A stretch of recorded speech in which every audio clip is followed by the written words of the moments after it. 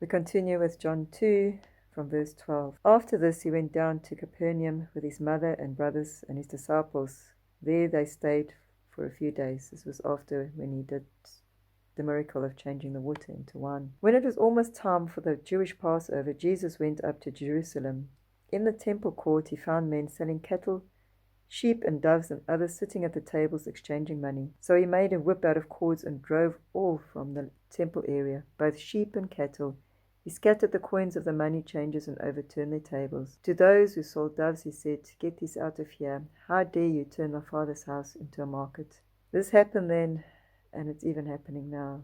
I'm sure if Jesus came into some churches, he would do the same thing.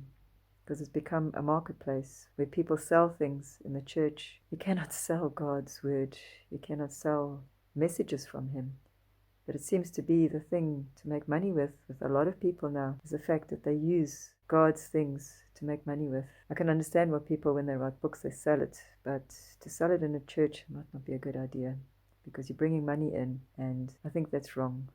Because even Jesus, if he had written a book, he would not sell it to you, he would give it to you. He gave everything for free. He gave his life for free. He would not charge money for anything. So we have to be really careful in what we do in our lives and look at this. So churches need to be careful in how they run their churches. That they do not turn it into a money-changing place. Because when money are changed from one person to another, I'm sure Jesus will not like it. We carry on from verse 17. His disciples remembered that it was written, "Zeal for your house will consume me." Then the Jews demanded of him, "What miraculous signs can you show us to prove your authority to do all this?" And Jesus answered them, "Destroy this temple, and I will rise it again in 3 days." The Jews replied, "It has taken 46 years to build this temple, and you are going to rise it in 3 days? But the temple he's spoken of was his body. When he died, he rose again on the 3rd day." So that is what he's talking, the temple. In actual fact, it's like symbolically saying that he's going to rise up to save us.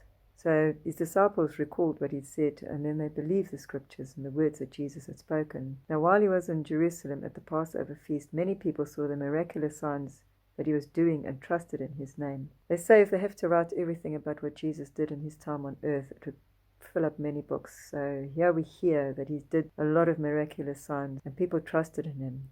It's not things that we know of because it wasn't written down. But Jesus would not entrust himself for them. He knew all men. He did not need man's testimony about man, for he knew what was in a man. And he knew that what was in a man was evil, and that he had to die for us, to take that evil out of us and to wash us clean so we can restart again. So in here it talks about him being the temple and that he would build it up in 3 days. So that's significant in that in itself.